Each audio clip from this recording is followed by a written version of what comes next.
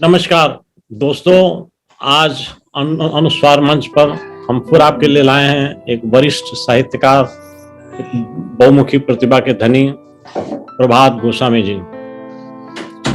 आज हम उनकी साहित्यिक यात्रा और खेलकूद के क्षेत्र में जो उन्होंने सारा कुछ देखा भाला उसकी पड़ताल करेंगे।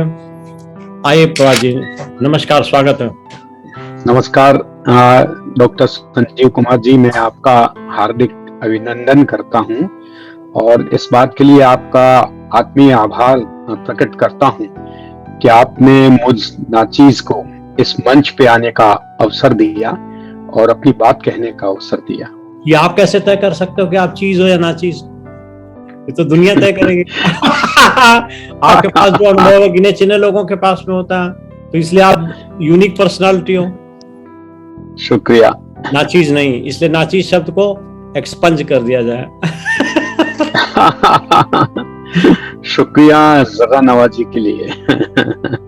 हमें ऐसा आभास है कि आपकी साहित्यिक यात्रा थोड़ी देर से शुरू हुई, तो हम सबसे पहले आपकी खेल के क्षेत्र में, क्रिकेट के क्षेत्र में जो यात्रा रही आपकी एज ए कमेंटेटर, उसके बारे में थोड़ा जानना चाहेंगे और वो हमारे दर्शकों को जरूर पसंद आएगी। मैं एक बात आपसे थोड़ा सा मैं इसमें संशोधन कर रहा हूँ। आरंभिक तौर पर मेरी यात्रा जो शुरू हुई थी वो साहित्य से ही हुई थी। वाह वाह वाह, फिर तो हम वापस आ गए। मैं बहुत जो 10वीं क्लास में पढ़ता था जी सर, उस समय मेरा पहला व्यंग्य देश की प्रतिष्ठित पत्रिका मुक्ता, जो दिल्ली प्रेस की पत्रिका निकलती थी, उसमें प्रकाशित हुआ था। उसके बाद में जोधपुर की एक अखबार थे, नाम मुझे ठीक से याद नहीं आ रहा है, और राजस्थान पत्रिका जो कि जयपुर से निकलती है, जलते दीप एक जोधपुर से निकलता है, उसमें कुछ कहानियां और कुछ कविताएं मेरी प्रकाशित हुई। वाह वाह, तो फिर हम यहाँ से शुरू करते हैं कि आपकी साहित्यिक यात्रा कब, कैसे और किस प्रेरणा से शुरू हुई? जी देखिए, मैं बीकानेर का रहने वाला हूँ और वहां पर पूरे शहर का माहौल साहित्य और संस्कृति से रंगा हुआ था। एक तरह से हम जिस गोस्वामी चौक में रहते थे वहां पर काफी साहित्यकार थे, तो उनको पढ़ते थे, उनको सुनते थे और देखते थे कि किस तरह से वो लोग अपनी यात्रा पे आगे निकल रहे हैं, किस तरह वो अपने साहित्य को रचते हैं। तो हम प्रयास करते थे कि उनके सानिध्य में रहकर उनकी छत्र छाया में कुछ सीख सकें। और लेकिन जैसा कि मैंने आपको बताया कि हमारे यहाँ एक ऐसा माहौल था कि जहाँ व्यंग्य चित्र के प्रति लोगों का बहुत रुझान था। पंकज गोस्वामी हमारे वरिष्ठ थे, जिनको देखकर एक नई पीढ़ी उस वक्त व्यंग्य चित्र के क्षेत्र में यानी कार्टूनिंग के क्षेत्र में शुरू हुई, जिसमें सुधीर तेलंग जो बहुत बड़ा नाम बन गया भारत का, और उन्होंने लंबे समय तक नवभारत टाइम्स, इंडियन एक्सप्रेस और हिंदुस्तान टाइम्स में काम किया और पद्मश्री भी उनको अलंकृत किया गया पद्मश्री से। और उसके बाद सुधीर गोस्वामी थे, पूर्णेंदु शेखर थे। लगभग आपको एक बड़ा रोचक बात बताता हूं कि उस दौर में गोस्वामी चौक के हर घर में एक व्यंग्य चित्रकार, एक कार्टूनिस्ट था, तो उसमें मैं भी शामिल था। मेरा पहला कार्टून 1972 में दैनिक हिंदुस्तान में छपा और रविवार के परिशिष्ट में, और उसके बाद एक कार्टून मेरा नवभारत टाइम्स में भी छपा। उसके बाद में कुछ कार्टून दीवाना तेज थी, मधु मुस्कान थी पत्रिका, इन पत्रिकाओं में कुछ कार्टून छपे। स्थानीय स्तर पर राष्ट्रदूत अखबार था, राजस्थान पत्रिका, इतवारी पत्रिका, इनमें भी कुछ कार्टून छपे। लेकिन उसके बाद में एक परिवर्तन लाइफ जिंदगी में आया कि कॉलेज में गए तो खेलने का शौक हुआ, क्रिकेट खेले, कॉलेज की टीम में भी शामिल थे, और क्रिकेट का जुनून ऐसा हो गया कि मुझे लगा कि मुझे सब कुछ छोड़कर इसी में अपने आप को फोकस करना चाहिए जी। तो मैंने अपनी क्रिकेट पर भी ही फोकस किया। इससे पहले मैं जब 11वीं क्लास में था, 1976 की बात रही होगी, तो मेरा चयन कूच विहार ट्रॉफी जो अंडर 19 की एक टूर्नामेंट होता है, जी। बीसीसीआई का टूर्नामेंट है, उसके लिए राजस्थान की संभावित जो एक टीम थी उसके अंदर हो गया। वाह वाह। वहां से मेरी खेल की यात्रा मुझे लगा कि शुरू हुई, लेकिन बहुत ज्यादा वो आगे बढ़ नहीं पाई। मुझे लगा कि मैं उस जगह अतिरिक्त खिलाड़ियों में ही रह गया, नहीं खेल पाया। फिर सीके नायडू का ट्रायल दिया, लेकिन वहां चोटिल होने के कारण कैंप से बाहर हो गया और वहां भी नहीं कर पाया। फिर यूनिवर्सिटी स्तर पर कुछ मैच खेले, और जब मैंने 1980 में स्नातक परीक्षा पास की थी, ग्रेजुएट हुआ था मैं, जी उस साल बीकानेर में एक रणजी ट्रॉफी का मैच हुआ। जी जी। और वहां पर देश के नामचीन कमेंटेटर उस दौर के श्री मुरली मनोहर मंजुल हाँ और बिल्कुल।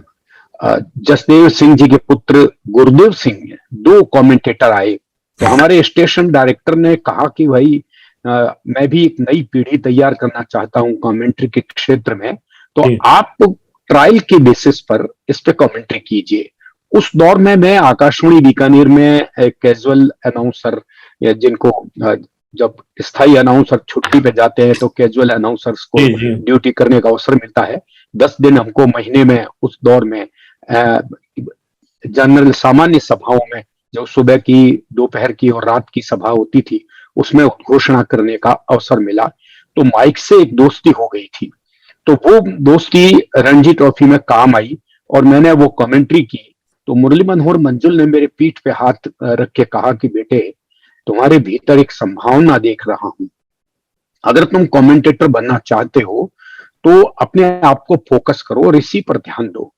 तो मैंने वहां से साहित्य को गुड बाय कह दिया या नमस्कार कह दिया, और मैं कमेंटेटर बनने के जुनून में लग गया। इसी दौरान मेरी मुलाकात एक बार देश के प्रख्यात कमेंटेटर आदरणीय जसदेव सिंह जी से हुई, और उन्होंने भी मुझे कहा कि भाई देखो, खेलों में आगे बढ़ना चाहते हो या कमेंट्री करना चाहते हो तो आपको खेलों में लिखना शुरू कर देना चाहिए।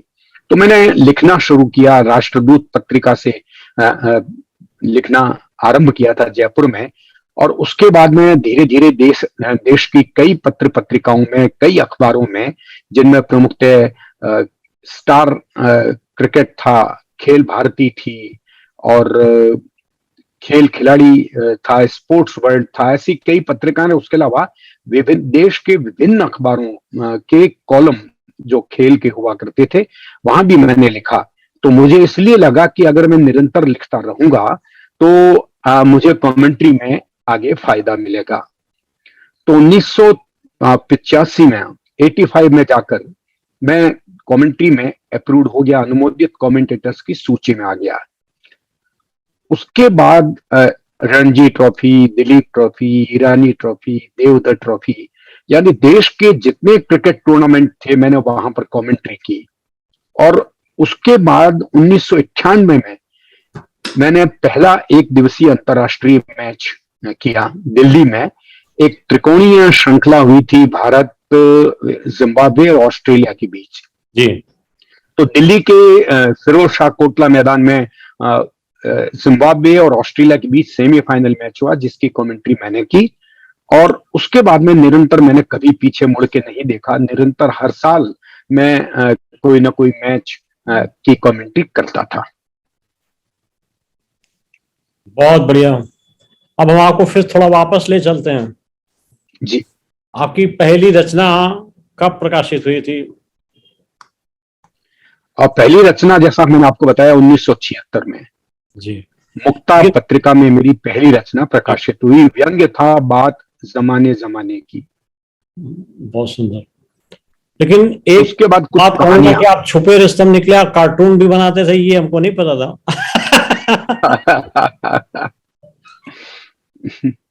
तो कार्टून तो इसलिए कि कार्टूनिस्टों की चौक में रहता था, तो वो पूरा चौक ही जब कार्टूनिस्टों का था वो तो मैं कला तो है, और कहा। कला सीखी तो, और कला प्रकाशित तो हुई। तो ये एक विधा है, सेपरेट विधा है, और उसमें आपका हाथ अगर आया तो अच्छा है। जी। कविता के बारे में आपका क्या लेखन रहा? कविता भी तो आपकी बहुत अच्छी सुनी मैंने उस दिन। कविता देखिए, आरंभिक दौर में लगभग एक युवा अवस्था में हर व्यक्ति कवि हो जाता है। मुझे ऐसा लगता है। तो मैं भी उस दौर की हवा से गुजर कर कविताएं लिखना मैंने शुरू किया। कुछ मेरी हिंदी गजल और कुछ कविताएं राजस्थान पत्रिका, जलते दीप आदि अखबारों में यहाँ पर प्रकाशित हुई। 1987 में एक दौर ऐसा आया था कि जब पूरे विश्व में एक तरह से परमाणु आयुधों की एक होड़ चल पड़ी थी। जी। और ऐसा लगने लगा था कि अगर ये परमाणु आयुध कहीं किसी इनका इस्तेमाल होता है तो दुनिया एक तरह से तबाह होने का खतरा मंडरा रहा है, लेकिन ऐसा होता नहीं है। तो उस दौर में 1987 में मैंने एक कविता लिखी जिसे काफी पसंद किया गया, राजस्थान पत्रिका में वो प्रकाशित हुई कविता। तो उसके बाद कुछ आप उसे पढ़ के सुना सकें तो अच्छा लगेगा। जी, मुझे याद है वो कविता, तो मैं आपको सुनाता हूँ कि रच रहे हैं सभ्यता के हाथ में षड्यंत्र की मेहंदी, रच रहे हैं सभ्यता के हाथ में षड्यंत्र की मेहंदी, जिसे धोने से धुल जाएगी शायद यह अजूबी सभ्यता।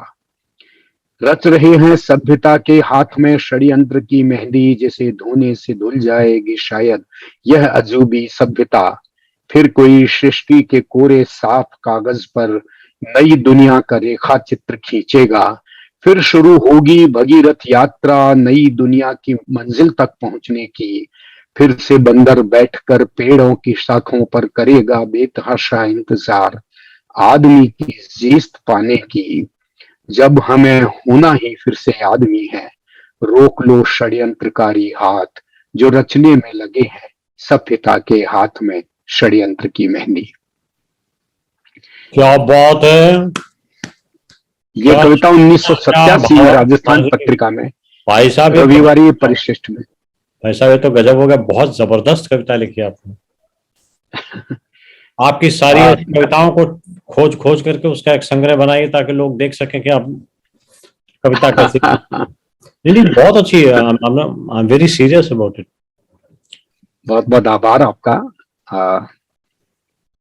तो आपके लेख जो है वो तो प्रकाशित होते रहे पत्र पत्रिकाओं में लगातार, लेकिन आपने उन लेखों का एक संकलन क्यों नहीं तैयार किया?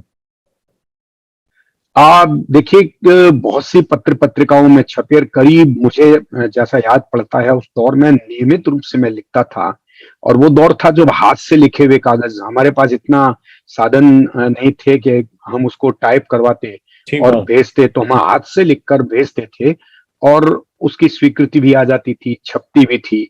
करीब 1000 से अधिक मेरे आलेख जो देश की सभी पत्र पत्रिकाओं में, जिसमें प्रमुख है, मैं नाम लूं तो साप्ताहिक हिंदुस्तान, दिनमान, खेल भारती, स्पोर्ट्स वर्ल्ड, खेल खिलाड़ी और भी बहुत से अखबार, ट्रिब्यून में मैं छपा। नई दुनिया की एक पत्रिका निकला करती थी, उसमें भी मेरा एक आलेख छपा। एक साक्षात्कार बीकानेर के निशानेबाज थे महाराजा डॉक्टर करणी सिंह, जो सांसद भी थे, मेरे बहुत आत्मीय संबंध रहे उनसे और मैंने निशानेबाजी पर बहुत से आर्टिकल लिखे। क्रिकेट मेरा प्रिय शौक था, तो क्रिकेट में बहुत से खिलाड़ियों को इंटरव्यू किया, आकाशवाणी में भी किया और इसके अलावा पत्र पत्रिकाओं में भी बहुत से साक्षात्कार मैंने लिए और लगभग 1000 से अधिक आर्टिकल मेरे प्रकाशित हुए। लेकिन कभी ऐसा दिमाग में बात आई नहीं कि उन सभी लेखों का संकलन करके, उस दौर में कभी ये सोचा भी नहीं था और ना हमारी पहुंच थी इतनी प्रकाशकों तक कि हम उन चीजों को संकलित करके ले जाते, या प्रकाशकों को क्यों कहें, जब हमारे खुद के दिमाग में ये बात नहीं आई तो हम किसी दूसरे के बारे में क्या कहें। नहीं तो अब तो आपके पास प्रकाशक है। लेकिन अब वो लेख प्रकाशक है, लेकिन उपलब्ध है, उनको तो कंसोलिडेट कीजिए। 1000 में से 500 भी मिले तो क्या बुरा। इतने ज्यादा मुझे लगता है कि बहुत सी चीजें मेरी बीकानेर में छूट गई और अब वो उपलब्ध नहीं है और बहुत से आलेख अब अप्रासंगिक भी हो गए होंगे, क्योंकि वो छांट लिया जाएगा।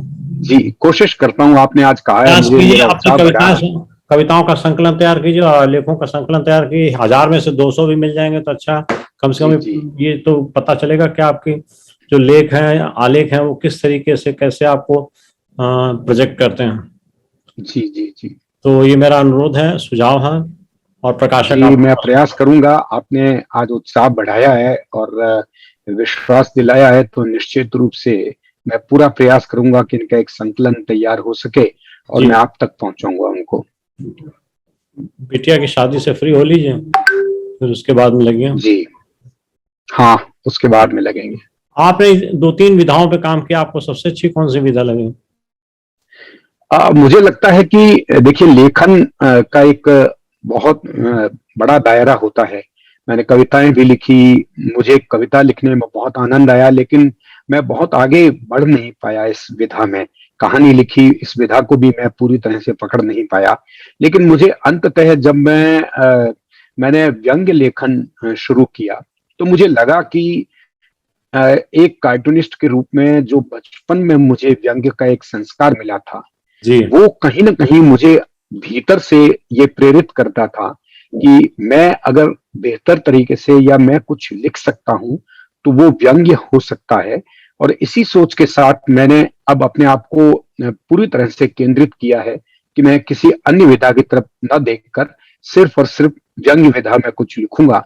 मैं लिख भी रहा हूँ, लोगों को पसंद भी आ रहा है। नहीं और पसंद आ रहा बहुत है? सी आपकी चुगली बार बहुत पसंद आई। जी वो तो आपने चुग गुगली चुगली की गुगली मैं दिखा आपको है, ये आपकी ही देन है। और ये इंडिया नेट बुक्स का एक तोहफा मानता हूं मैं अपने लिए, कि आपने मुझे अवसर दिया था कि ये इस तरह का एक प्रकाशन, एक व्यंग संग्रह मेरा प्रकाशित हो। जरूर जरूर, इससे व्यंग लिखते पहले रहिए, व्यंग एक लिखते रहिए। प्रकाशित और हुआ था मेरा, बहुमत की बकरी। बहुमत ये की बात। पहला व्यंग संग्रह था, इसकी भी काफी चर्चा हुई और लोगों को पसंद भी आया। फिर भी मुझे लगता है कि हर लेखक को ये महसूस होता रहता है कि नहीं ही, अभी कुछ और लिखना है। और जब भी आप कुछ नया लिखते हैं, तो पुराना जो लिखा हुआ होता है, उससे आपको वो बेहतर लगता है। तो यही एक अंदर से कहते हैं कि अंतः प्रेरणा होती है व्यक्ति की, ये लेखक सर की, कि गतिशीलता है, जैसे थ्योरी ऑफ डायनेमिक्स, कि जब आप गतिशील होकर चलते हैं तो रास्ते में बहुत सारे अवरोध भी मिलते हैं और बहुत सारे अच्छे रास्ते भी मिलते हैं, तो आप उनसे गुजरते हुए काम करते रहते हैं, रचना धर्मिता बरकरार रहती है। लेकिन मेरा ये कहना है कि जब आपके पास बहुमुखी प्रतिभा है, तो भले आप व्यंग लिखें, लेकिन पीछे लिखे हुए पर एक बार आप अभिव्यक्त कर दिया आपने, तो आपका अधिकार समाप्त हो गया, तो वो पब्लिक को जाना चाहिए। जी आपको सिर्फ ध्यान रखिए, आपकी किसी भी चीज में आपको सिर्फ कॉपीराइट मिलता है, रीडिंग राइट नहीं मिलता।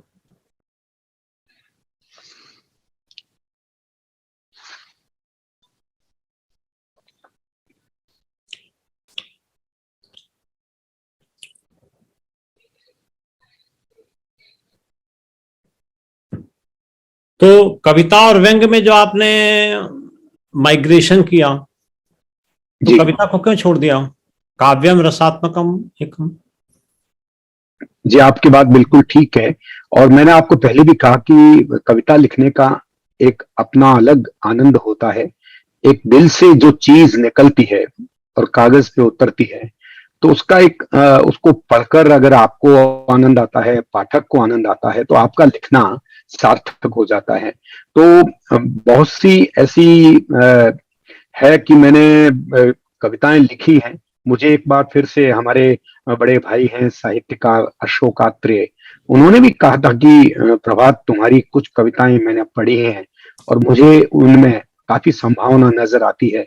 तो तुम कोशिश करो कि अपनी कविताओं का एक संग्रह लेकर आओ, ताकि आम पाठक तक वो पहुंचे और तुम्हारी कविता की जो विधा में तुम्हारा जो हस्तक्षेप है, वो भी लोगों को नजर आना रेखांकित होना चाहिए। चाहिए, रेखांकित होना चाहिए। जी और मैं आपको जी सच कह रहा हूँ कि 2 कविताएं मैंने आपके अभी तक सुनी, एक आज और एक उस दिन। आप अच्छा लिखते हैं, अच्छी भाषा है, अच्छा प्रवाह है, अच्छी लय है और अच्छे भाव हैं, तो फिर मैं आपको कविता को छोड़ने के लिए कभी भी सुझाव नहीं दूंगा। और जी जी, आपका संकलन हम प्रकाशित करेंगे, हमें खुशी होगी कि अरे हम वाह, आपको एक और विधा से, प्रकाशित विधा से जोड़ सकें। बिल्कुल बिल्कुल बिल्कुल। मैं पूरा प्रयास करूंगा कि जो पुरानी कविताएं हैं, उनका संकलन करूंगा और कुछ नई कविताएं जोड़कर आप तक पहुंचाऊंगा उसको। और अभी तक आप लिखते रहे हैं, लेकिन प्रकाशित होने में सिर्फ दो किताबें रही हैं। इसलिए हम चाहते हैं कि 1000 आर्टिकल्स में से कम 200 आर्टिकल मिल जाए तो 2 किताबें बन जी जाएंगी। अगर जी 20% बिल्कुल। का भी एक्सेस मिल गया तो ये आलेख बहुत हम्म। काम के होंगे लोगों के लिए। जी बिल्कुल बिल्कुल। और बाकी खेल जगत से लिखिए, व्यंग तो लिखते रहिए, हम्म। खेल जगत के चीजों को कंसोलिडेट करिए तो अच्छा रहेगा। जी बिल्कुल। व्यंग का जहां तक सवाल है, आप इसे जी सेपरेट या पृथक विधा मानते हैं या ये सप्लीमेंट्री है, पूरक है हर विधा के साथ? देखिए, अब ये कहना उचित नहीं होगा कि ये पूरक है, क्योंकि व्यंग को विधा आरंभिक दौर पे नहीं माना गया था। लेकिन हमारे जो पुरोधा हैं, शरद जोशी जी होंगे, हरिशंकर परसाई जी होंगे, लतीफ घोंगी जी होंगे, और और भी बहुत से सम्मानीय नाम हैं जिन्होंने व्यंग को काफी मन से आगे बढ़ाया। और आज के दौर में डॉक्टर प्रेम जन्मेजय जी हैं, या ललित ललित जी हैं, डॉक्टर हरीश नवल जी हैं। हरीश नवल जी हैं, और डॉक्टर नहीं, ज्ञान व्यंगकार तो चतुर्वेदी बहुत है, जी, ज्ञान चतुर्वेदी जिनको जी हैं। पद्मश्री भी मिली। बहुत ज्ञान चतुर्वेदी जी आज देश के नामचीन व्यंगकारों में एक बहुत ही प्रतिष्ठित नाम है, और निश्चित रूप से ये लोग बहुत अच्छा लिख रहे हैं। राजस्थान में भी व्यंग की एक पीढ़ी है जो काफी लंबे समय से लिख रही है। जी गुलाकी शर्मा जी हैं, अशोक राही जी हैं, और भी बहुत से लोग हैं, जो जी अजय अनुरागी हैं, और यश गोयल हैं, जो पत्रकार होने के साथ साथ लंबे समय से व्यंग रचनाएं भी लिखते हैं, और जी उनके भी कई प्रकाशन हुए हैं। यशवंत व्यास जी हमारे राजस्थान में काफी लंबे समय तक रहे हैं, अभी भी रहते हैं यहाँ पर। वो आज देश के एक बहुत प्रतिष्ठित संपादक भी हैं, पत्रकार भी हैं, और जी बहुत गहरे व्यंगकार भी हैं। मैंने उनको पढ़ा भी है, बहुत अच्छा वो लिखने वाले लोगों में है। और ऐसे लोग जब हमारे आसपास हैं तो उनसे प्रेरणा मिलती रहती है कि हम भी कुछ और बेहतर करें। अभी मुझे लगता है कि व्यंग्य में मुझे और काम करना है, बहुत कुछ सीखना भी है, और किस तरह से मैं अपने आप को और आगे ले जाने का प्रयास करूंगा कि मैं एक लोगों की स्वीकृति मुझे मिले कि हाँ, व्यंग्य के क्षेत्र में एक नाम प्रभात गोस्वामी का भी है। होगा सर, जरूर होगा। एक्चुअली धन्यवाद। बड़ी इंटरेस्टिंग चीज मैं आपको बता दूं कि व्यंग के क्षेत्र में बहुत वैक्यूम है, हम्म। और उस वैक्यूम को भरने का काम आप लोग कर सकते हैं। मैं तो खैर जी। व्यंग नहीं लिख पाता, मैं गद्य ही नहीं लिख पाता, लेकिन हम्म। मैं सुझाव दे सकता हूँ। कई जगह मैंने लोगों को गोष्ठियों में इस चीज का सुझाव भी दिया है। हम्म। देखिए, कार्यपालिका और नेता ये मूल रहते हैं, और बाकी थोड़ी मोड़ी परेशानियां, तो यही इन्हीं विसंगतियों के आसपास पूरा कुनबा घूम रहा है। अभी बिल्कुल। न्यायपालिका नहीं छुई किसी ने, हम्म। बस सामाजिक कुरीतियों में एक पक्ष को तो लिया, लेकिन दूसरे पक्ष की आवाज सुने बिना कैसे जजमेंट दे दिया। एग्जाम्पल के तौर पर दहेज प्रथा की बात तो करते हैं, लेकिन दहेज प्रथा के शिकार जो पति और उनका परिवार होता है उसके बारे में क्यों नहीं लिखा? जी। रेप का केस में सही है, सही तरीके से जांच होनी चाहिए, लेकिन जहां झूठे रेप के केस लगाए गए हैं और इस तरीके की कहानियां होती हैं वहां कोई नहीं सुनता। पर्यावरण से रिलेटेड बातों के ऊपर बहुत कम काम हो रहा है ना। तो इस तरीके से मुझे ऐसा लगता है कि अगर बैठ के लिस्ट बनाई जाए तो अनछुए क्षेत्र बहुत हैं जिन, बहुत है, व्यंग के विषय बहुत हैं अभी। तो इसलिए मुझे लगता है कि व्यंगकार जो अभी तक रहे हैं उन्होंने 2 गलतियां करी हैं। पहली गलती तो ये की कि हरिशंकर परसाई और शरद जोशी से बाहर नहीं आ सका। हरिशंकर परसाई और शरद जोशी उस काल में हो सकता है कि रिलेवेंट हो, लेकिन आज के काल में जहां 30 साल 40 साल में दुनिया बदल चुकी है, हमें वही चीज लेकर के चलना कम, मतलब उचित कम लगता है। आज की डेट में अगर नाम लेना है तो उन लोगों का नाम लिया जाए जैसे ज्ञान चतुर्वेदी जी का नाम लिया गया, ठीक है, प्रेम जन्मेजय का नाम लिया गया। तो इस तरीके के लोगों को आगे आना चाहिए, इनकी लिखावट को रेखांकित किया जाना चाहिए, बजाय इसके कि वही हरिशंकर प्रसाद, वही शरद जोशी, वही हरिशंकर प्रसाद, वही शरद जोशी। आज के 40 साल पहले जो चीजें इंपॉर्टेंट थी आज इंपॉर्टेंट नहीं है।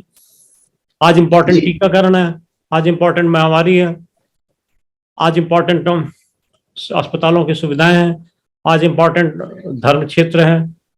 भले धर्म क्षेत्र में किसी को आप इंगित ना करें, किसी एक की तरफ ना बोलें, लेकिन फिर भी धर्म को धारण करने के लिए जो आवश्यकता होती है वो समाज को अनुशासित बनाती है। इस अनुशासन पर लिखा जा सकता है। युवा वर्ग किस तरीके से डिजिटल मीडिया में खोया हुआ, डूबा हुआ, उसके बारे में लिखा जा सकता है। मेरा मतलब कहने का, कुएं के मेढक की तरह ज्यादातर जो लोग काम कर रहे हैं, वो मुझे थोड़ा ऐसा लगता है कि मेच्योरिटी पाने की तरफ व्यंग कम बढ़ रहा है। नहीं, इसका एक कारण आपको डॉक्टर साहब, आपका तो खुद का एक लंबा अनुभव रहा है। आज अगर हम परसाई जी या शरद जोशी जी की बात करते हैं और आप अगर कहते हो कि वहीं तक सीमित है, तो उसके पीछे एक बड़ी वजह तो ये है कि उस दौर में जिस तरह से इन पुरोधाओं ने व्यंग रचनाएं की, उन्होंने समय की नब्ज को टटोला, उन्होंने अपने समय की विसंगतियों को बिल्कुल बहुत आत्मविश्वास के साथ, बहुत निडरता के साथ उसके ऊपर प्रहार किया और बहुत निर्ममता से प्रहार किया।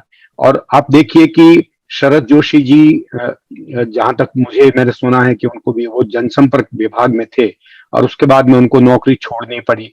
चाहे हरिशंकर परसाई जी की बात कर लीजिए, हरिशंकर परसाई जी ने भी सत्ता के विरुद्ध, या कहते हैं कि बहुत व्यवस्था के विरुद्ध जमकर लिखा, उनको भी बहुत नुकसान हुआ। लेकिन ये वो लोग हैं कि इन्होंने व्यंग को एक तरह से आत्मसात किया, व्यंग को ओढ़ा बिछाया, व्यंग का विचार उनके मन में, उनके आसपास घूमता रहता था। तो जो उन लोगों ने लिखा, संभवतः आज उस स्तर का लिखने वाले लोग कम हैं, और इसीलिए हम बार बार उनका नाम लेते हैं कि उन्होंने जो व्यंग में जो स्तर कायम किया था, सबसे बड़ा सवाल है कि क्या हम उस स्तर को बरकरार रख पाए हैं। और मैं इंटरप्ट करना चाहूंगा जी, छोटी सी बात के साथ।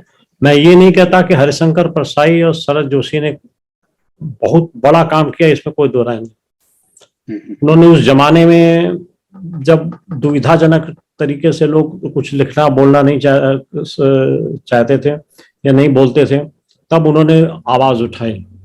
मेरा ये कहना है कि वो समय पर वो दे के चले गए।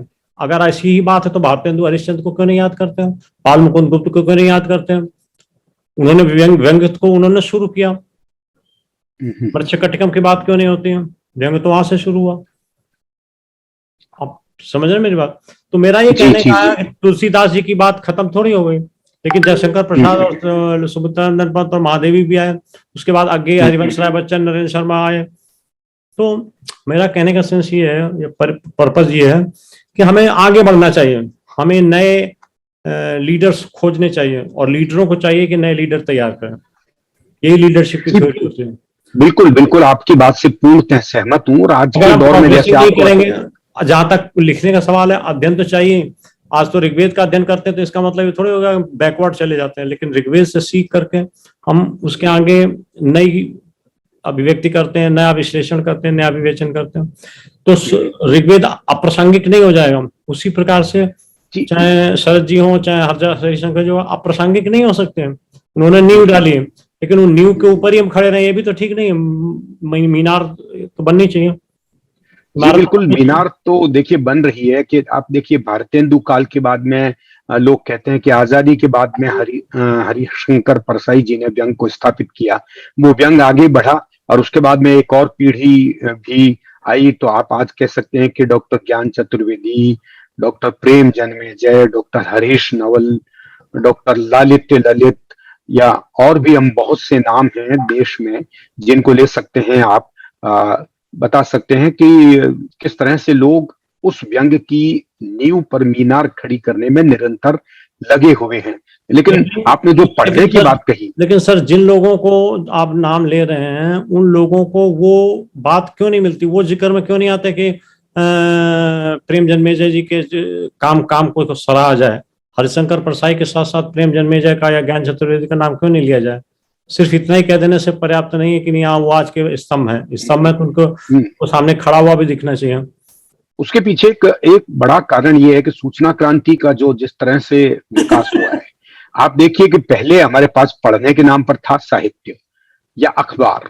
अखबार हर आदमी के घर तक नहीं पहुंचता था, लेकिन साहित्य उस दौर में हर आदमी के घर तक भी पहुंचा, और सर। लोग पुस्तकालयों में जाके, हमको तो आज भी याद है, हम पुस्तकालयों में जाके पढ़ते थे, जी। और हम किराए पर पुस्तक लाकर एक नया, एक उस वक्त दौर में एक परंपरा थी कि किताबों की दुकान हुआ करती थी जहां से हम किराए में साहित्य, अच्छी साहित्य की किताबें खरीद के लाते थे या किराए में लेके आते थे और उनको पढ़ते थे।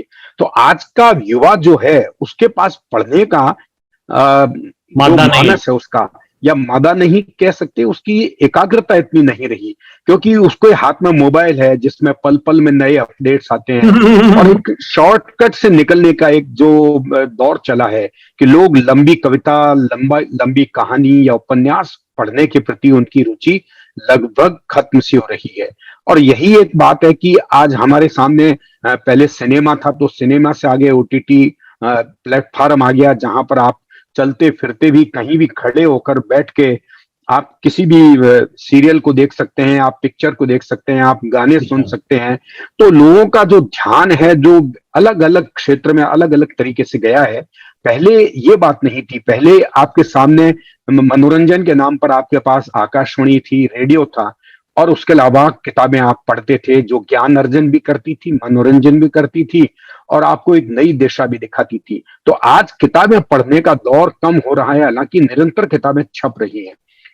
आप तो खुद प्रकाशक हैं, स्वयं आपने पिछले एक वर्ष में बड़ी संख्या में लेखकों को अवसर दिया है, बहुत सी किताबें निकल के आई हैं, लोगों ने उन किताबों को खरीदा भी है। लेकिन सवाल ये उठता है कि जितनी बड़े स्तर पर लोग किताबें खरीद रहे हैं, क्या उसी गति से उन किताबों को पढ़ भी रहे हैं? जी।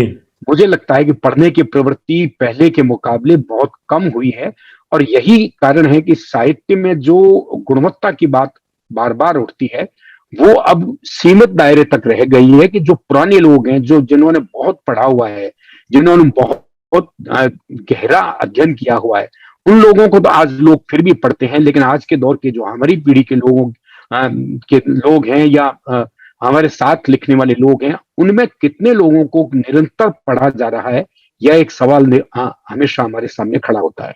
देखिए, मैं फिर वहीं पर जाऊंगा वापस, क्योंकि मैं चाहता हूं कि इस बारे में कोई नई पहल शुरू हो, तो वो पहल करने का काम मैंने सोचा मैं करता हूं।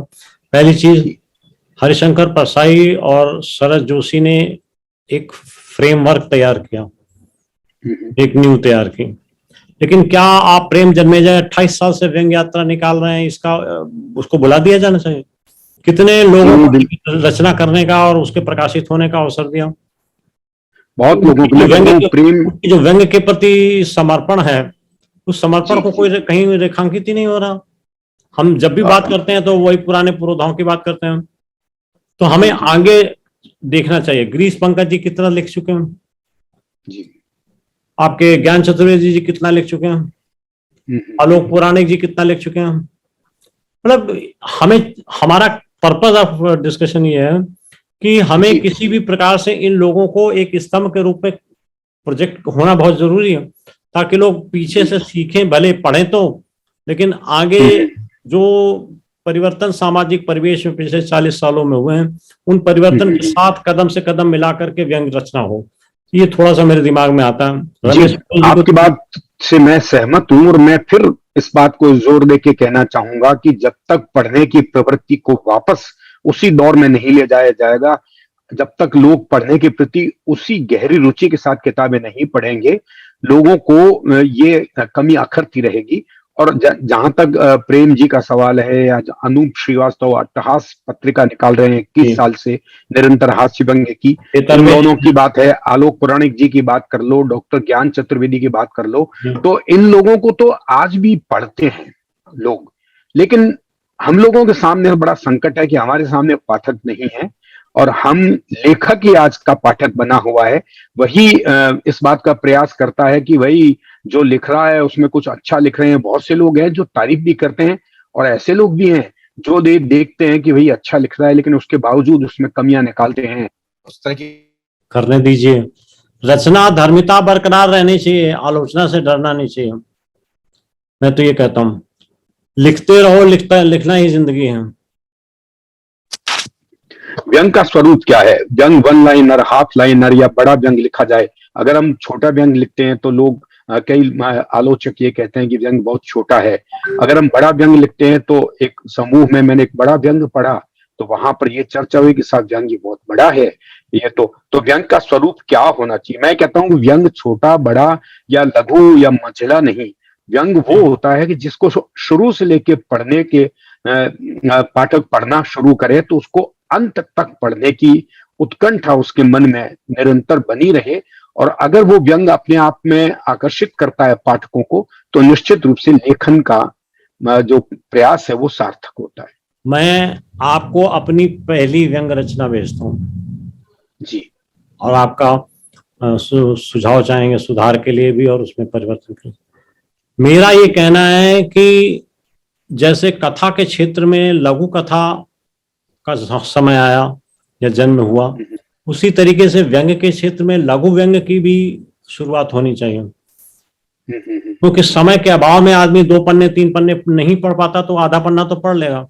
पाठक को जोड़ना चाहिए, किसी भी रूप में जुड़े, अगर वो जुड़ेगा तो फिर आगे चलेगा। इसलिए मेरा सुझाव ये है कि आप हमारे साथ आइए और लघु व्यंग के क्षेत्र में कदम रखते हैं। जी बिल्कुल, लघु व्यंग के क्षेत्र में आपको तो हरीश नवल जी आजकल जो ऑफलाइनर लिखते हैं, या मीना अरोड़ा हैं हमारी साथी एक जो लघु व्यंग लिख रहे हैं, संजीव निगम मुंबई से वो भी लघु व्यंग की तरफ लिखते हैं, और शशिकांत सिंह शशि ये भी बिहार के हैं, ये भी अच्छे बड़े व्यंगकारों में हैं, लेकिन आजकल उनके कई लघु व्यंग भी देखने को मिल रहे हैं। तो ऐसा नहीं है कि लोग लघु व्यंग की तरफ झुके नहीं है, लेखक भी लघु व्यंग लिखने का प्रयास कर रहा है। उसको भी ये लगता है कि जिस तरह से लोगों को पढ़ने का दायरे कम हुआ है, जिस तरह के पढ़ने की संख्या कम हुई है, तो उसको बढ़ाने के लिए एक बार फिर से उनकी रुचि को जागृत करने के लिए आपको लघु व्यंग से शुरुआत करनी होगी। तो लोगों में पढ़ने की रुचि अगर बन जाएगी तो वो बड़ा व्यंग भी पढ़ेंगे, बिल्कुल ठीक है। व्यंग की जो विषय वस्तु और पात्रों के बारे में चर्चा करते हैं थोड़ी सी। विषय वस्तु के बारे में तो हम लोगों ने कहा कि भी बहुत सारे क्षेत्र ऐसे पड़े हैं, बहुत सारे विषय और विसंगतियां ऐसी हैं जिन पर लोगों का ध्यान नहीं गया है और लिमिटेड एरिया में लिख रहे हैं। तो आपको क्या लगता है नए क्षेत्रों की तरफ प्रवाजी कैसे हाथ बढ़ाएंगे? ये देखिए, इसके लिए भी जो हमारे अग्रज हैं निरंतर वो अगर नए नए विषयों पर, जैसे मैंने जब भी लिखना आरंभ किया था तो मैंने ये प्रयास किया था कि मैं कुछ नए नए विषय तलाशूंगा, मैं नए विषयों पर लिखने का प्रयास करूंगा। होता क्या है कि व्यंग में आजकल या तो हास्य से जुड़ा हास्य मिश्रित व्यंग लोगों को अच्छा लगता है तो लोग ऐसा व्यंग लिखने लगते हैं, या कुछ एब्सर्ड टाइप के व्यंग भी लिखे गए तो लोगों ने बहुत ज्यादा उसको स्वीकृति नहीं दी, और अगर व्यवस्था के विरुद्ध लिखा तो लोग बहुत परेशान होते हैं कि भाई जो राजनीतिक व्यंग्य है उसी को लिखा जाएगा, क्योंकि राजनीतिक का क्षेत्र इतना विशद है। हालांकि सामाजिक क्षेत्र भी बहुत बड़ा है, समाज की जो राजनीति है उस पर जितना कुछ लिखा जाना चाहिए उतना तो मुझे लगता है कि नहीं लिखा गया। लेकिन फिर भी आप देखिए कि सामाजिक क्षेत्र है, राजनीतिक क्षेत्र है, आर्थिक क्षेत्र है, और इसके अलावा आप कूटनीतिक क्षेत्र में भी व्यंग की बहुत संभावना हो सकती है। विषय इतने हैं, अगर विषय को निरंतर हम नए नए विषय पर लिखने का प्रयास करेंगे तो निश्चित रूप से व्यंग का स्वरूप और विस्तृत होता जाएगा, व्यंग का दायरा और विस्तृत होता जाएगा। अभी मोटे रूप में क्या होता है कि या तो समाज के ऊपर व्यंग्य होता है, सामाजिक विद्रूपताओं पर, सामाजिक विसंगतियों पर हम लिखते हैं, या हम राजनीतिक विसंगतियों पर व्यंग लिखते रहते हैं, क्योंकि हमको लगता है कि राजनीतिक विषय पर लिखा गया व्यंग ज्यादा लोगों के पढ़ने में आएगा, लोग ज्यादा उसमें रुचि लेंगे। ऐसा नहीं है। अगर आप अच्छा व्यंग लिखेंगे तो चाहे वो संगीत के क्षेत्र का व्यंग हो, चाहे साहित्य के क्षेत्र का व्यंग हो, हर क्षेत्र में विसंगतियों की भरमार है। कोशिश इस बात की करनी चाहिए कि उन विसंगतियों को आप रेखांकित कीजिए, उन विसंगतियों पर आप प्रहार कीजिए, और प्रयास इस बात का हो कि हर बार आपके उसमें नए विषय हो। जैसे आप आलोक पौराणिक जी की बात करें, उन्होंने आर्थिक क्षेत्र में बहुत अच्छे व्यंग रचनाएं की, और उन्होंने बहुत अच्छे व्यंग भी लिखे आर्थिक क्षेत्र में। तो ये एक ऐसा बड़ा क्षेत्र है कि अर्थ से देखिए दुनिया जुड़ी हुई है जी, और इस क्षेत्र में विसंगतियों की कोई कमी नहीं है।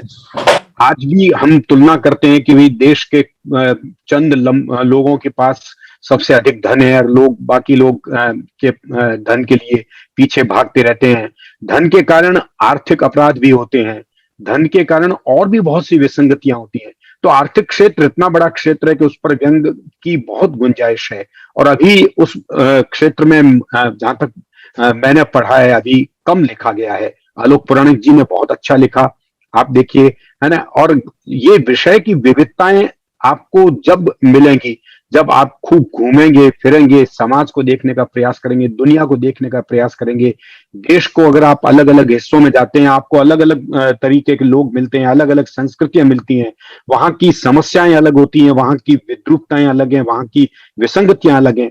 अगर आप अपने आप को और परिमार्जित करते चले जाएंगे, अपने ज्ञान को और बढ़ाते जाएंगे, अपनी जानकारी को का दायरा और बड़ा करेंगे, ठीक तो है। निश्चित रूप से विषय निकल के आएंगे और आप उन विषयों पर लिख भी सकेंगे। नहीं, मैं सहमत हूं आपकी बातों से। और मैं एक छोटी सी लघु व्यंग्य कथा आपको सुनाता हूँ, जी अनुमति कहेंगे? जी जी इंटरव्यू आप कहेंगे साक्षात्कार मेरा ले रहे थे, अपना शुरू कर। नहीं नहीं, जी सुनाइए।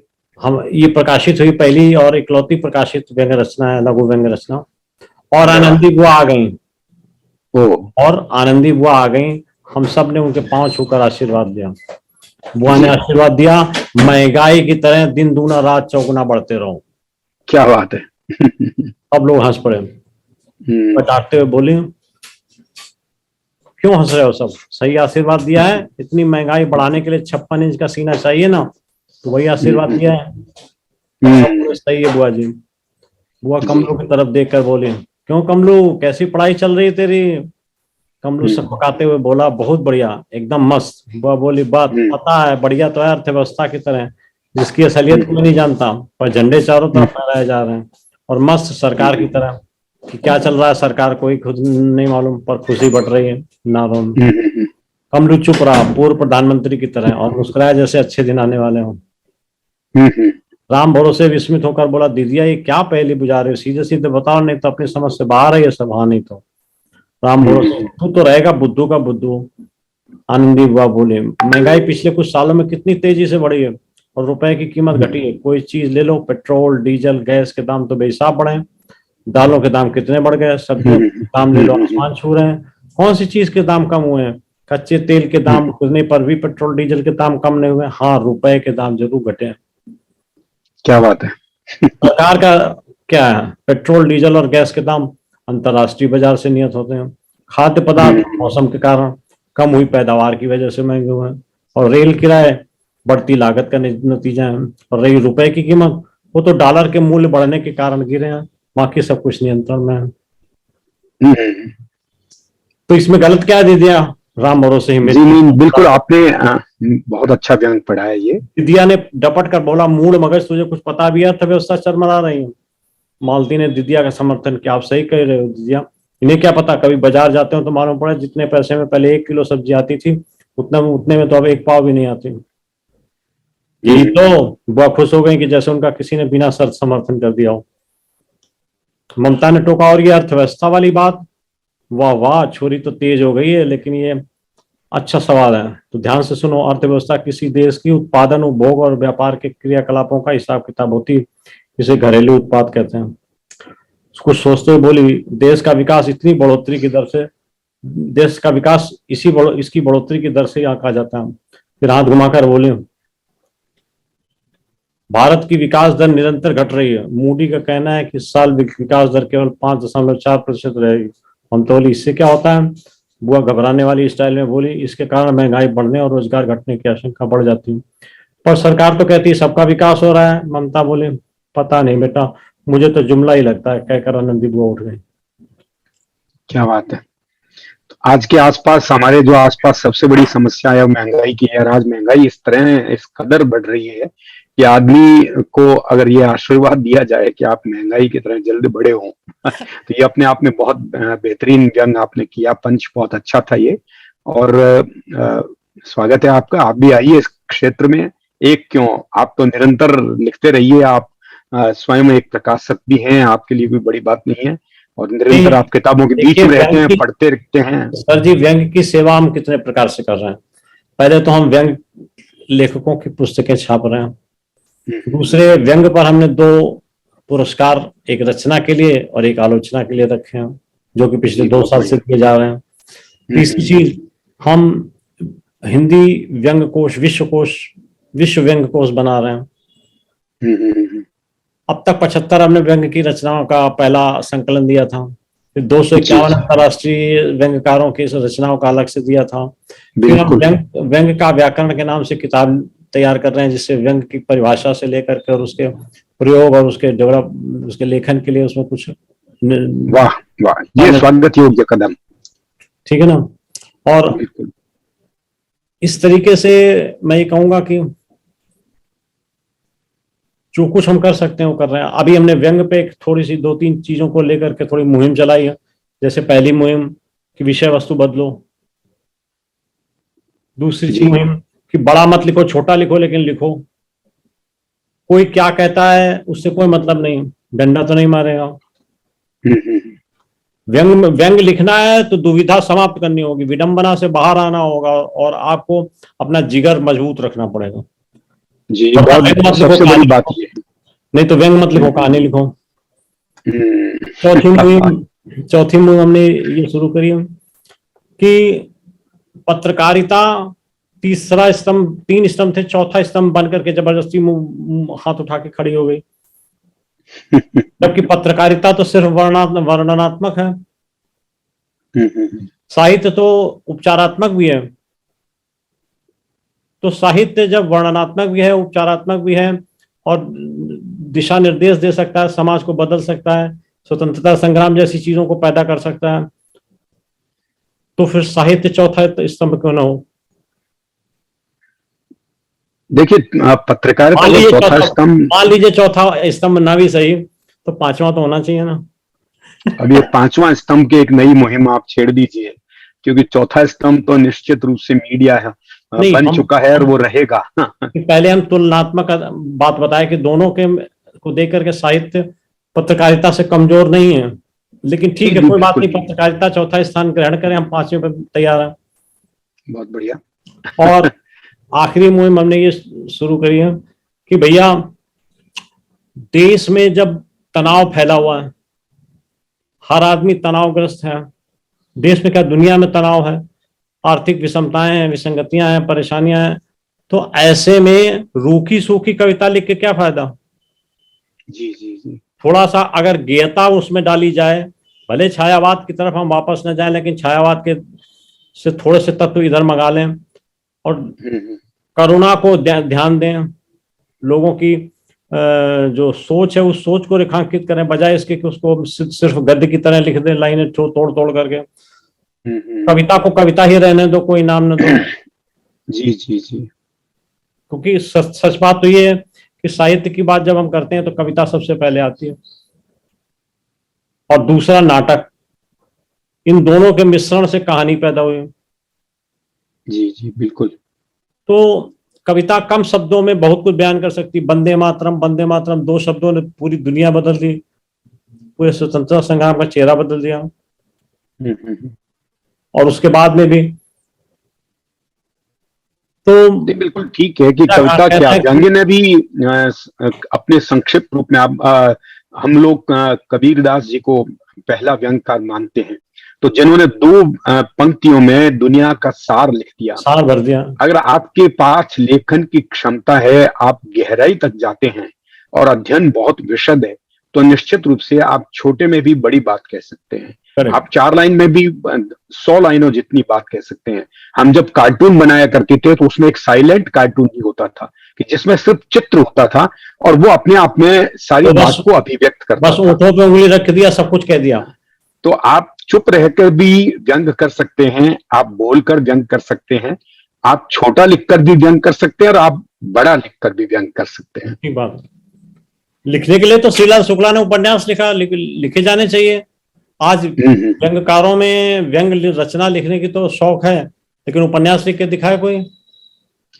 जी जी, आ रहे हैं उपन्यास के क्षेत्र में भी। अब अरविंद तिवारी जी का भी एक उपन्यास लिफाफे में कविता काफी चर्चित हुआ है। वो पर्याप्त नहीं है। अरविंद तिवारी जी का आया, अरविंद जोशी जी का आया, रामविलास जांगड़ का आया, आपका जी जी हाँ एक और है, राजपुरोहित जी का आया, हम तो छाप रहे हैं सब। निरंतर लोग लिख रहे हैं, व्यंग उपन्यास भी लिखे जा रहे हैं लिखे अभी। जा रहे हैं, लेकिन संख्या संख्या अभी नगण्य है। मगर अभी संख्या उतनी बड़ी नहीं है, क्योंकि उपन्यास लिखना एक बहुत धैर्य का काम है, एक बड़े अध्ययन का काम है, और आपको अपने वातावरण के आसपास और लोगों को पहचानने की जो क्षमता है, गहराई तक जाने की जो क्षमता है, अगर आपके अंदर वो है और लंबा अनुभव है आपको, तो आप एक बेहतरीन उपन्यास लिखने की ओर बढ़ सकते हैं। और ऐसा नहीं है, व्यंग के क्षेत्र में पुराने लोगों का तो है ही बोलबाला, नए लोग भी व्यंग लिखने का बहुत प्रयास कर रहे हैं, अच्छा व्यंग लिख रहे हैं। मलय जैन है भोपाल में, जो मध्य प्रदेश में पुलिस सेवा के अधिकारी हैं, उन्होंने उपन्यास लिखा, बहुत बेहतरीन उपन्यास लिखा।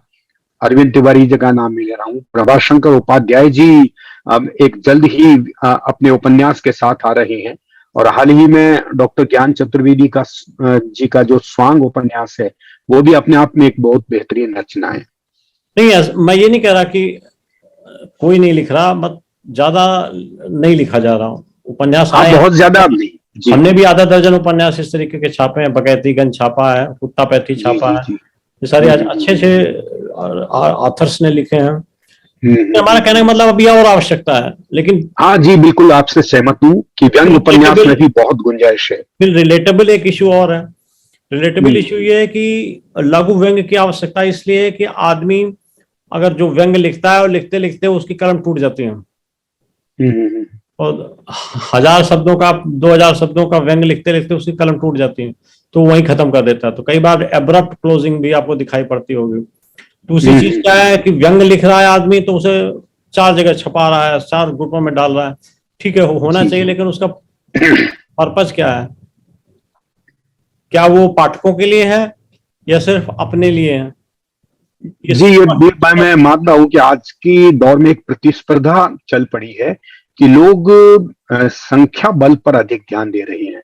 जी। लोगों को ये लगता है कि भाई अगर एक दिन ना लिखा तो हम्म, शायद हम बहुत पिछड़ जाएंगे, जबकि ऐसा नहीं है।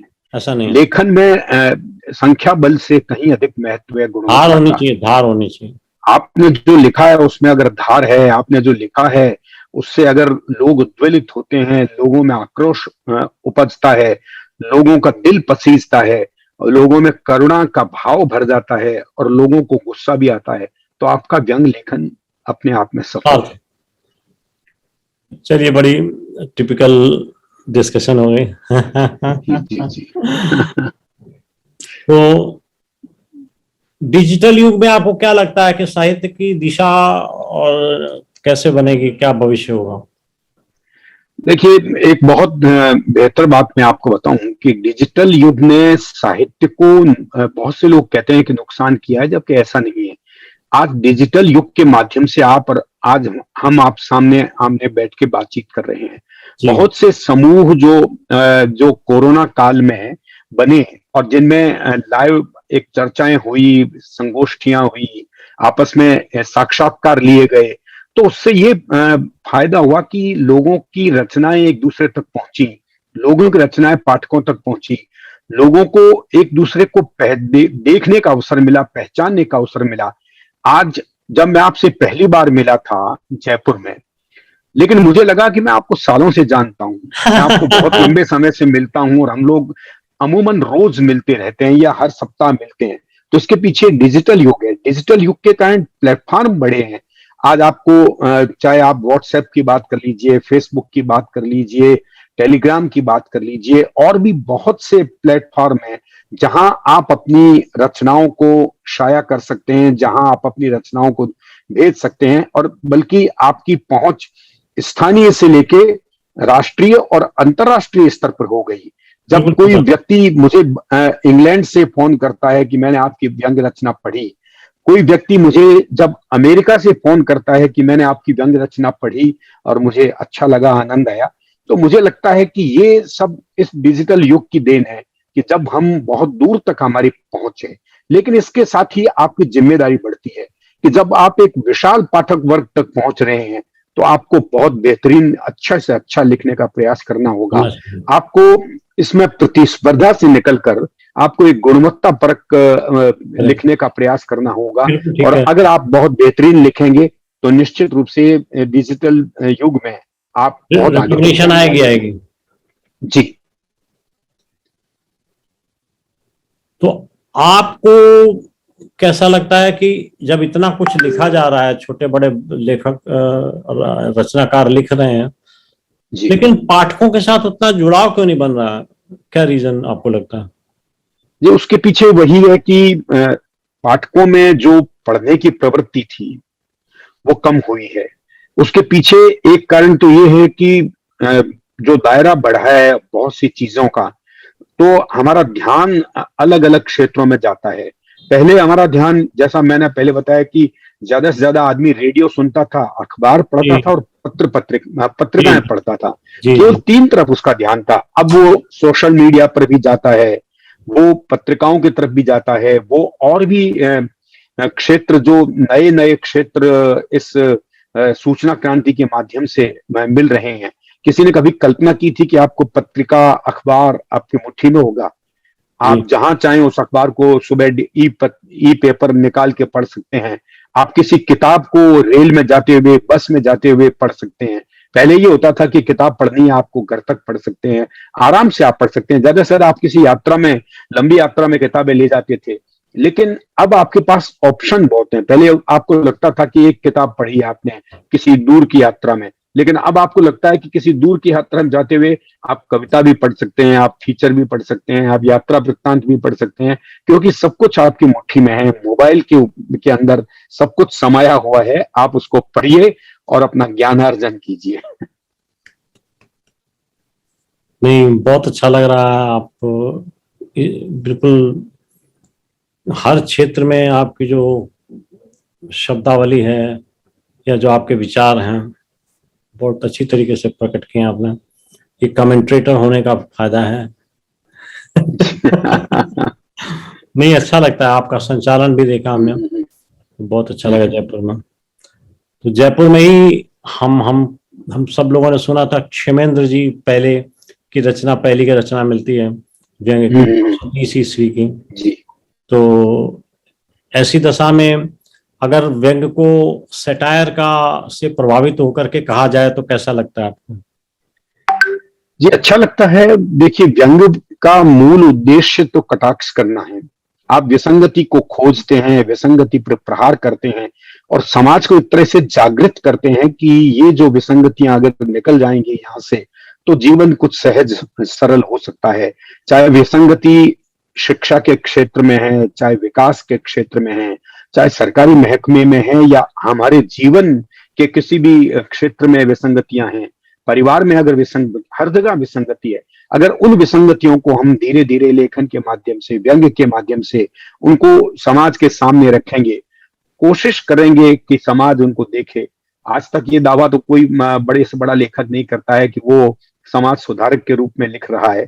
लेकिन हाँ, अगर मैं लिखता हूँ, समाज के दो व्यक्ति भी उसको पढ़कर अगर मनन करते हैं, तो मेरे लिए तो बहुत बड़ी बात है। ठीक बात है, बहुत सही कहा आपने। अंततः आपसे जानना चाहूंगा कि आपकी रुचि, अभिरुचि या हॉबी क्या है? व्यक्तिगत सवाल। मेरी अभिरुचि, देखिए, मेरी अभिरुचि पढ़ने में रही है, मेरी अभिरुचि संगीत में रही है। जब हम युवा अवस्था में थे, सिनेमा बहुत प्रभावित करता था मुझे। हम बहुत पिक्चर देखते थे। अच्छा। आज अब मौका इतना नहीं मिलता है, लेकिन मैं भी ये मानता हूँ कि साहित्य के साथ साथ सिनेमा ने भी हमारे जीवन में बहुत प्रभाव डाला है। और हमको चाहे अच्छे मार्ग पे जाने के लिए, चाहे बुरे मार्ग पे जाने के लिए, ये कह सकते हैं कि ऐसे माध्यमों ने प्रेरित किया है हमेशा, और हमें उकसाया भी कह सकते हैं। क्योंकि सिनेमा और या साहित्य पढ़ के बहुत से लोग चोरी चकारी के आइडिया भी लोगों ने लिए, अपराध के नए नए तरीके भी उसी से सीखे। तो हर तरह की बातें सीख सकते हैं, लेकिन आपको तो ये करना है कि सार सार का जो निकाल के आपको रखना है, और थोथा सार दे सार उड़ाए, को मतलब कही जो रहे, कचरा है सूखा दे उड़ा है। थोथा दे उड़ाए। जो कहा गया है कि बहुत बड़ी बात कही गई है कि अगर आपको साहित्य पढ़ना है तो आपको साहित्य की अच्छाइयों को अपनाना चाहिए, और उसके अलावा आप पढ़ें हर तरह की चीज, लेकिन प्रभावित ना हो। प्रभावित आप उसी चीज से हो जो आपके जीवन को संवारती हो, जो आपके जीवन को आगे बढ़ने की प्रेरणा देती हो या आपके जीवन में बदलाव लाती हो, वही वही साहित्य आपको संस्कारित करता है, शिक्षित करता है, आपका मनोरंजन करता है। बिल्कुल सही कहा। और अंत में नवोदित लेखकों के लिए, उदीयमान व्यंग्यकारों के लिए आप क्या संदेश देना चाहेंगे अपने अनुभव के आधार? मैं अपने अनुभव के आधार पर एक ही बात कहूंगा कि पढ़िए, बहुत मन लगा के पढ़िए, खूब पढ़िए और उसके बाद लिखिए। आप देखेंगे कि आपके लेखन में कितना निखार आएगा। बहुत बहुत बहुत बहुत बढ़िया चीज कही आपने। और इसी के साथ आज की सभा का समापन। आपसे अनुरोध रहेगा कि ऐसे ही आपका सहयोग बना रहे ताकि हम आप सब लोगों के अनुभवों को दर्शकों तक पहुंचा सकें। बहुत बहुत धन्यवाद, बहुत बहुत आभार। जी, आपका भी बहुत बहुत धन्यवाद। अनुस्वार मंच का बहुत बहुत धन्यवाद कि आपने जो साहित्य के क्षेत्र में कदम आगे बढ़ाए हैं और जिस तरह से आप लेखकों को उनकी मेहनत को आप पाठकों तक पहुंचा रहे हैं, ये अपने आप में बहुत बड़ी उपलब्धि है आपकी। और आप निरंतर स्वयं भी रचते रहें और रचे हुए को पाठकों तक पहुंचाते रहें, यही निवेदन और आपका आभार। धन्यवाद। नमस्कार। नमस्कार।